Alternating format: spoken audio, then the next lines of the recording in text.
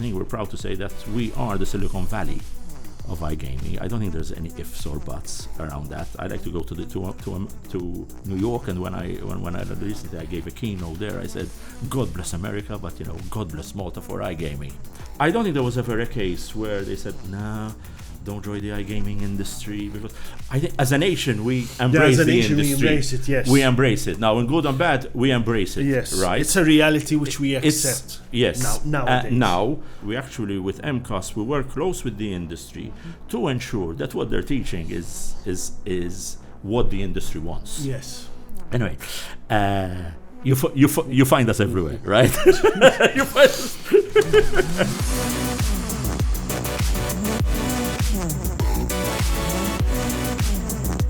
Good morning and welcome to another edition of the SiGMA podcast. Today we're meeting the CEO of GamingMalta, Ivan Filletti.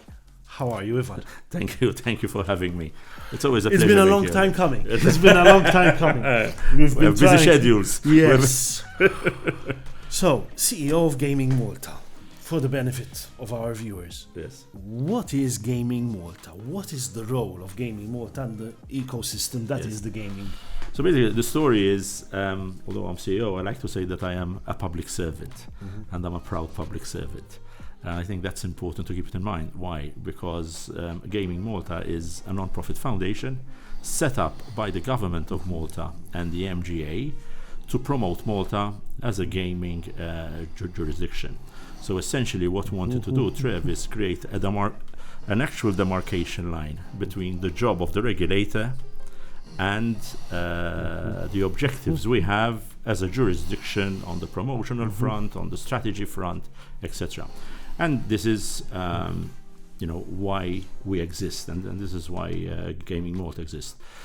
We started with very humble beginnings, essentially. So I remember the day I was employee number one, removing the plastic from the fridge, getting everything in order, etc. And essentially we were kind of a sidekick to the MGA. But then we started developing our strategy, and we have a very clear North Star that we want to continue position Malta as the home of gaming excellence. Not a center, not a hub, but a home. A home because we want people to feel comfortable doing business on the island. We want the talent to be happy here. We want to ensure that all the government stakeholders are all working coherently and holistically, on the benefit on the industry. In fact, we serve as an effective bridge between the public sector and the industry also. So in essence, that's what we are, and that's why we get out of bed in the morning. So we are the flag bearer for the industry on the island. But going on from that, a couple of years ago, we started looking at the broader church of gaming. So this is why then we started developing video game development and esports and immersive tech.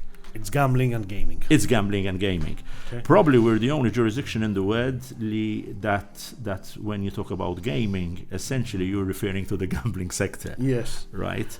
And that is something that we're trying to address also. Yes, because we are a bit too politically correct. On that, yes. But essentially, an interesting point though, we're proud to be a gambling sector, and let's put it this way: we're in the industry. Yes. We are in the industry of entertainment, and I'll talk about that. And I have a question. Do you think that in the past we were happy to take? It's an almost ethical question here, Ivan. As I told you yesterday, as we were discussing this program, I will jump from one subject to the other. Do you think that almost the country, when we were starting off this industry, we were to a certain extent happy to take the money from the gambling sector, but at the same time not too happy to promote ourselves as a gambling country? I think I never saw That's it that why way. we used gaming. I never saw it that way. It's still online gaming, so it's a question of reference more than Online anything. gambling. But what we did well is it was a very clear case study. When Malta joined the EU in 2004, and we were the first European jurisdiction to regulate the sector.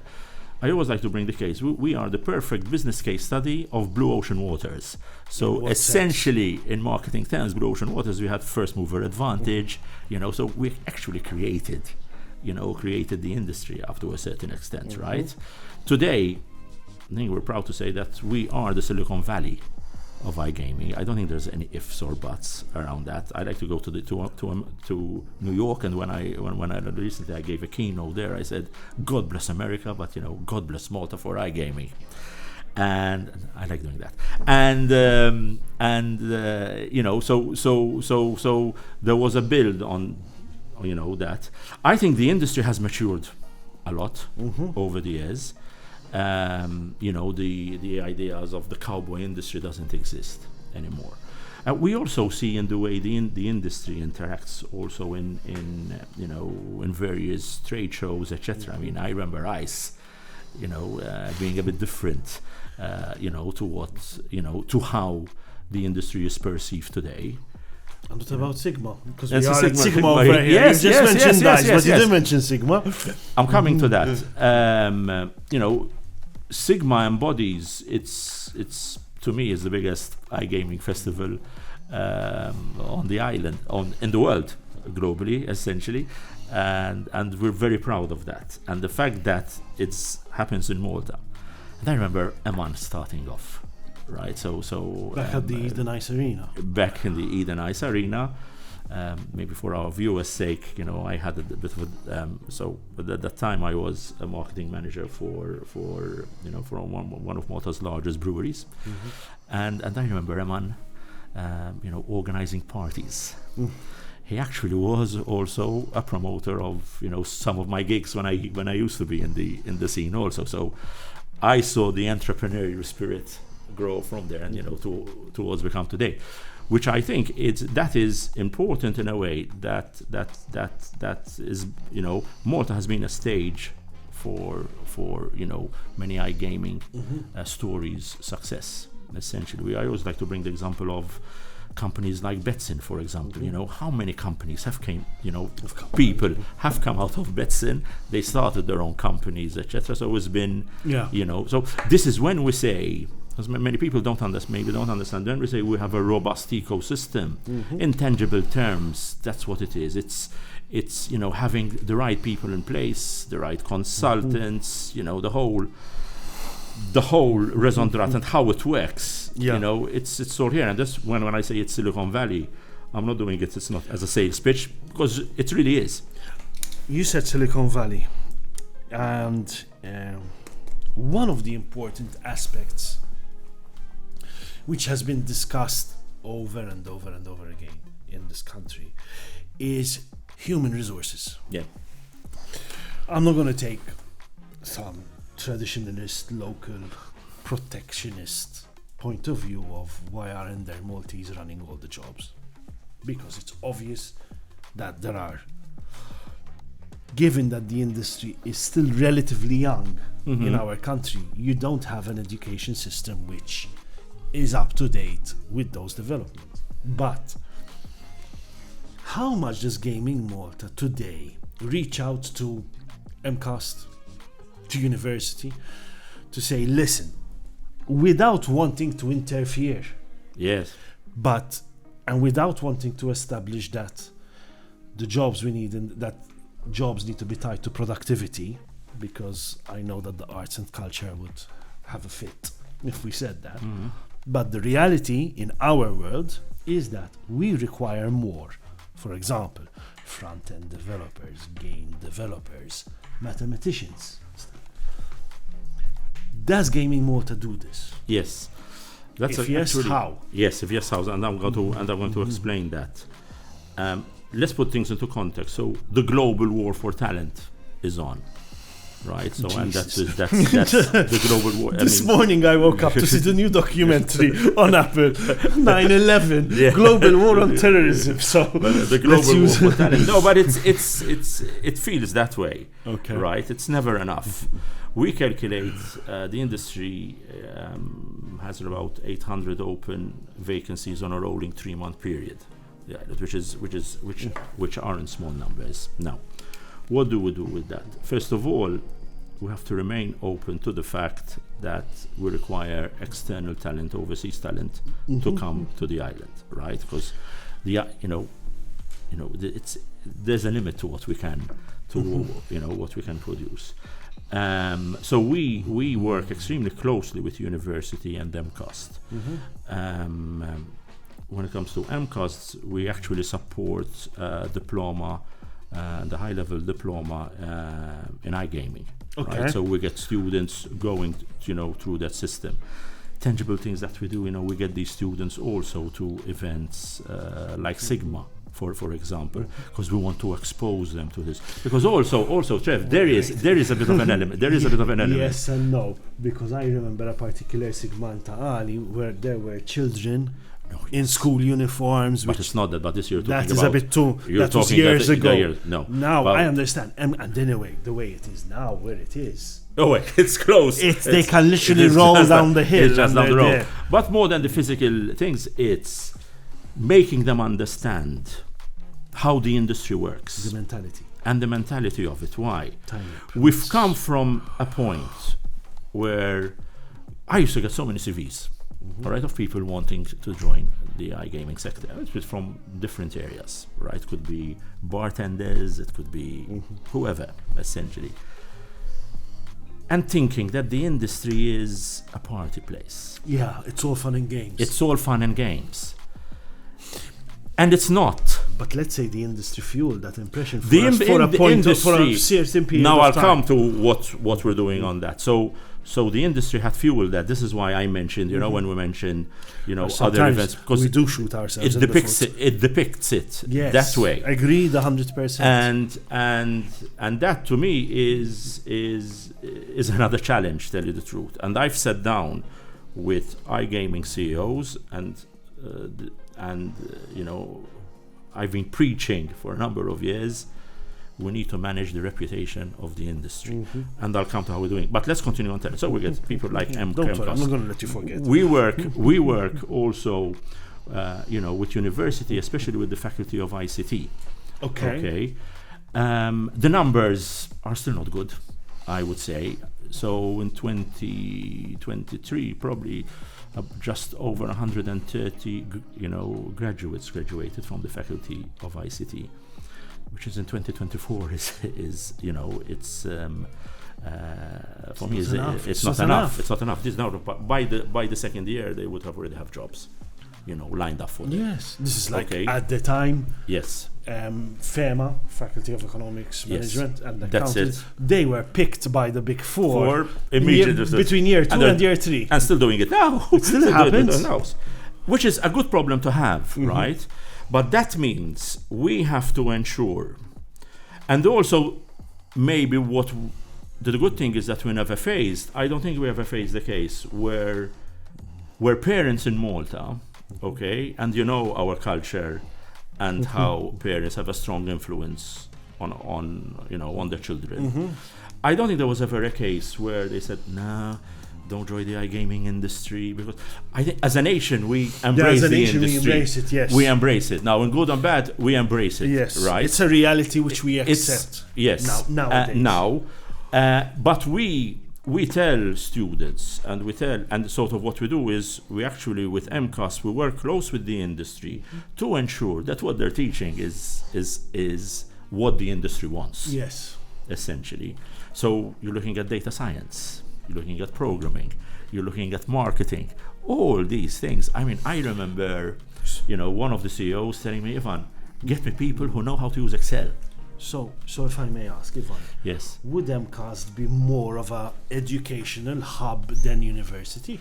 I think it's not that. It's what we find is MCAST is what in the UK used to be the polytechnics, right? Polytechnics, So the students will be more plug-in and playing, more job. They prepare you.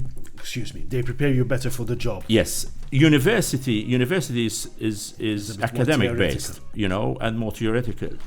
Although, to be fair, I've experienced university recently, so I just finished a master's in entrepreneurship, and I did that also because I felt in my role I work with so many entrepreneurs that I needed to learn and to understand them also, to understand the mentality, and that's a very practical and functional program.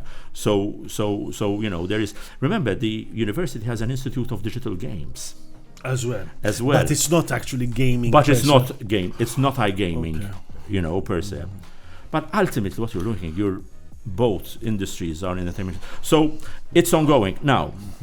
Also, what's important to do is that we work very closely with Identità, for example.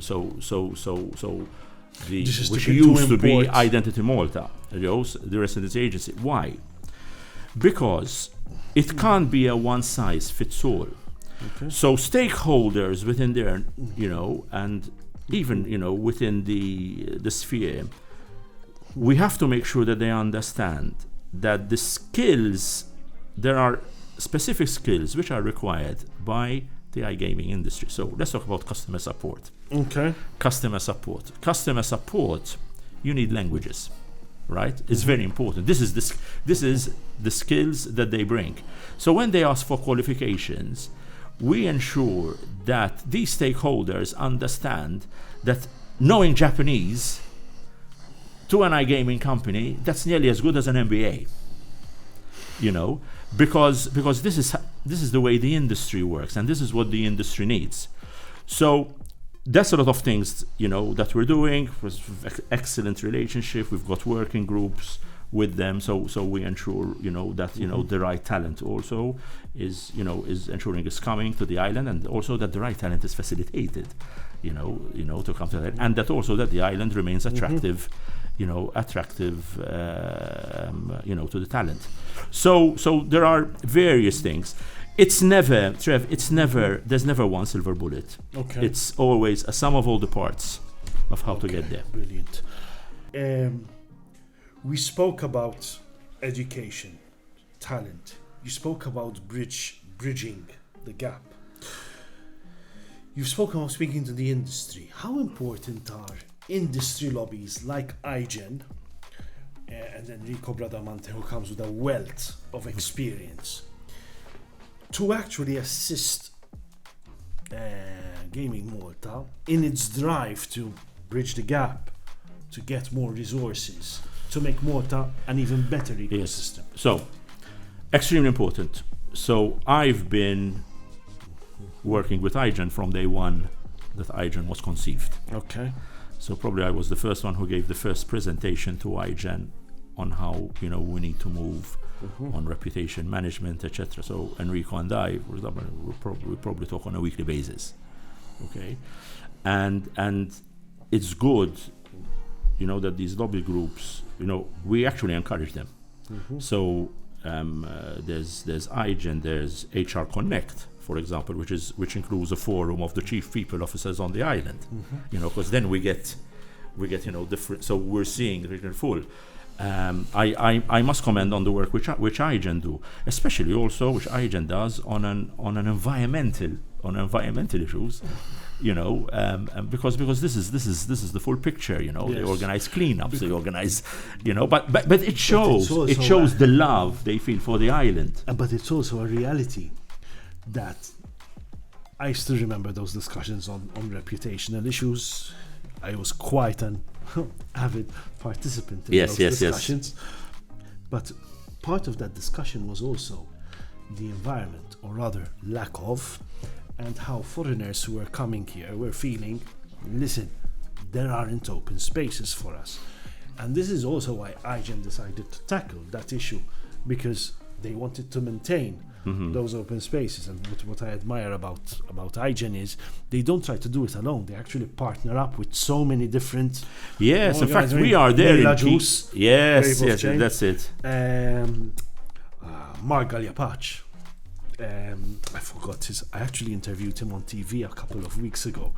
But Mark Gagliapacci was running cleanups left, right, and centre, and also IGen have assisted. So in fact, we have an IGen cleanup event coming up soon, also, and we joined that also. Because I think it's very important now. So those trade lobby groups are important, and it's encouraged, right? And it's the way also the Motor Gaming Authority handled it, because we involved the MGA in giving briefings to IGen on various issues. So trying to be as transparent as possible. I mean, this is all, because we all love the industry, and ultimately, yes, we all love this country, and we want this, and we want this jurisdiction to grow, and we want this industry to grow and succeed. Now, we also have the IGaming Council, right? So the IGaming Council is the IGaming. I chair the IGaming Council. So around the table, I have key operators within working on the island, and that will give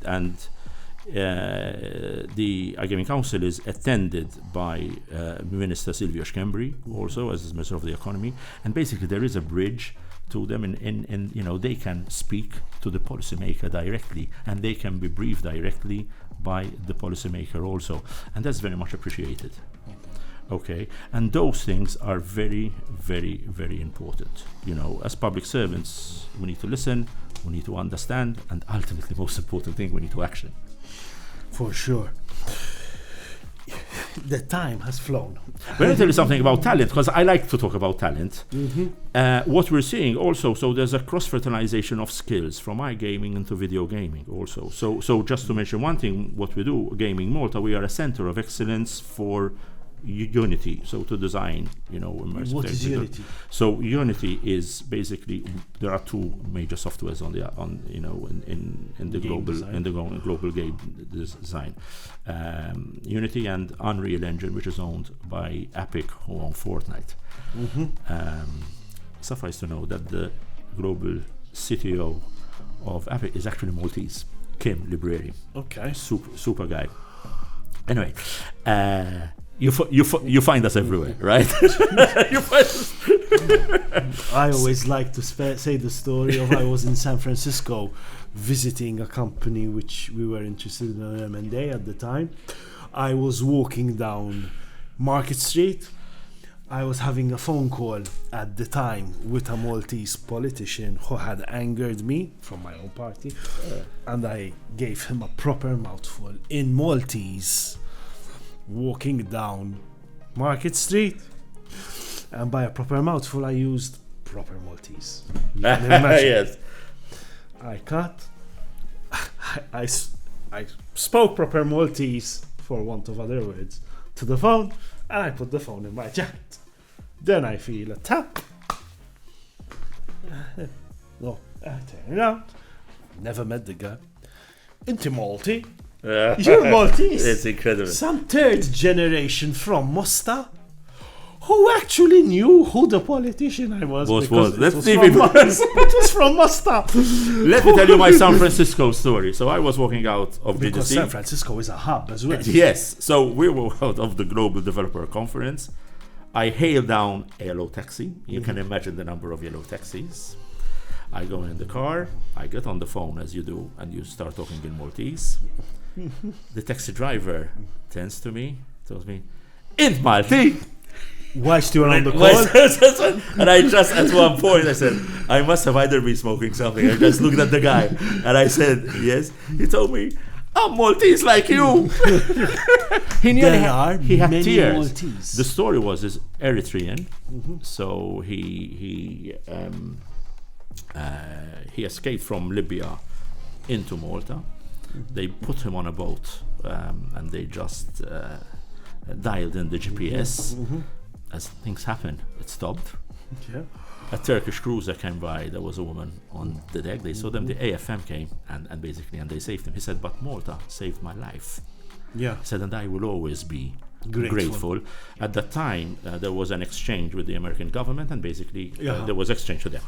But listen, I have to stop. I have so many anecdotes. But yes.